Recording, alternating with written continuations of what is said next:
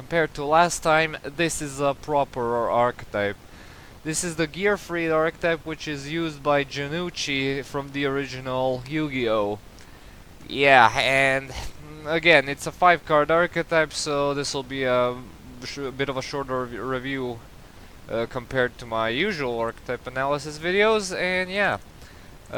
Let's start with the titular Gearfried, the Iron Knight. It's a level 4 warrior with 1800 attack, and an effect is the following. If either player equips an equip card to this card, destroy that equip card.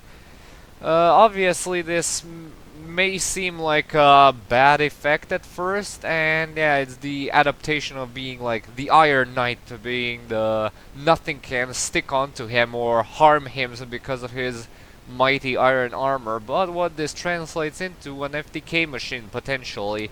This is the card that got Butterfly Dagger Elma banned because you could perform the following play. If you have like Royal Magical Library, something like that, and this thing on the field, and equipping the Butterfly Dagger Elma continuously onto this, Butterfly Dagger will be constantly destroyed and be revived in your hand because of its effect.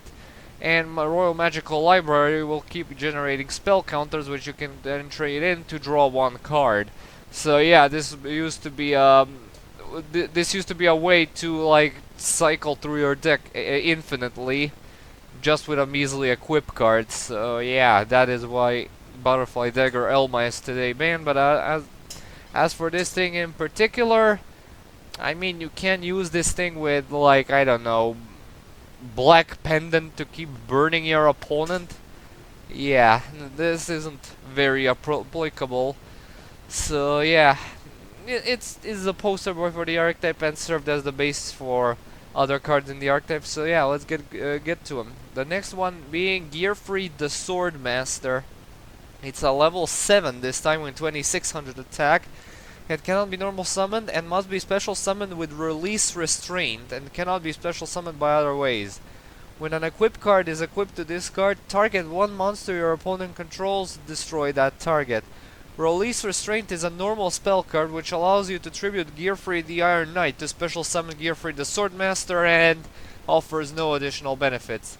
And for all that effort, well, for the specific summoning condition, what you get is a simple targeting removal of any monster, which is not that impressive nowadays.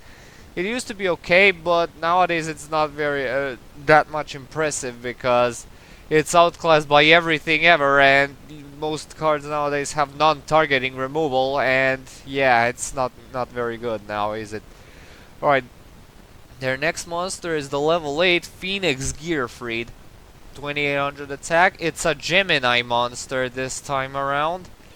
And yeah, its effect when it's normal summoned twice is the following. If your opponent activates a spell card, you can target one Gemini monster in your graveyard, special summon that target.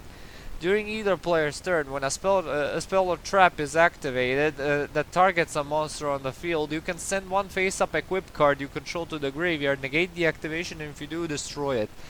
Its second effect is works more in conjunction of the archetype, but the first effect actually relies on you actually running Gemini monsters, like having a Gemini build in the first place, which, believe me, is not a good effect.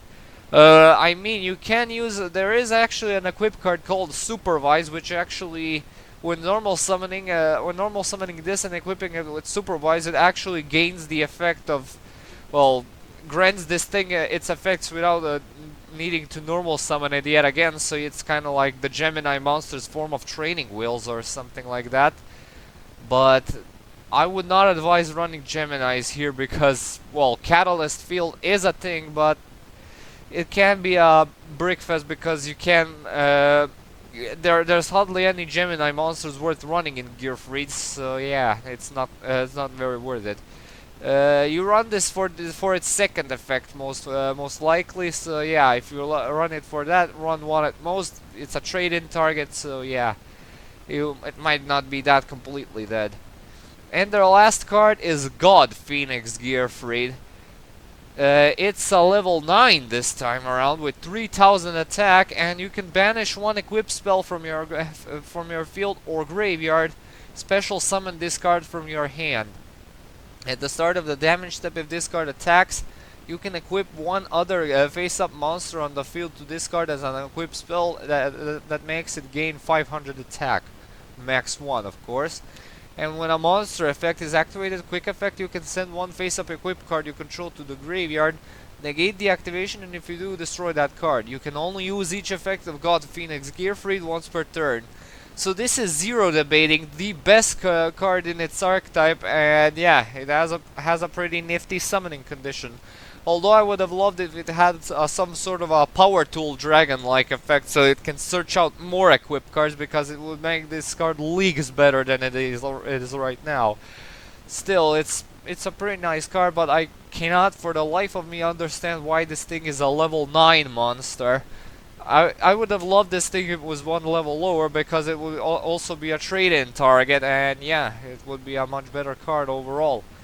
And that was it. Time for grades. Consistency, the only access to consistency the archetype has is trade-in via Phoenix Gearfried, which is not usually ran at 3. So yeah, it's completely irrelevant. Rhoda can search out the original Gearfried, and Rhoda is limited, so yeah, 1 out of 3 there. Power. Power usually relies on Swordmaster or God Phoenix Gearfried. God Phoenix Gearfried has a nifty summoning condition, so he's usually ran at 2 or 3. He does hit the field often enough for me to warrant a 2 out of 3 in power.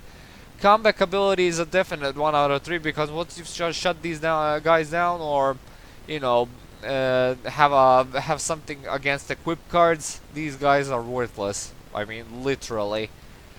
Protection exists in the form of God Phoenix Gearfried, but that we're talking about a single monster, which protection effect is again very limited, since it's only limited to monster effects. I mean, it can be versatile since monster effects are pretty rampant nowadays, but any sort of spell or trap removal, then these guys are done for. So yeah, protection gets a 1 out of 3. And as for the versatility, I mean, Phoenix Gearfried can be splashable in Gemini builds with a Catalyst field, and that's the only versatility point the archetype has. So no, we're not getting a more than 1 out of 3 in versatility. Yeah, it's not worth it.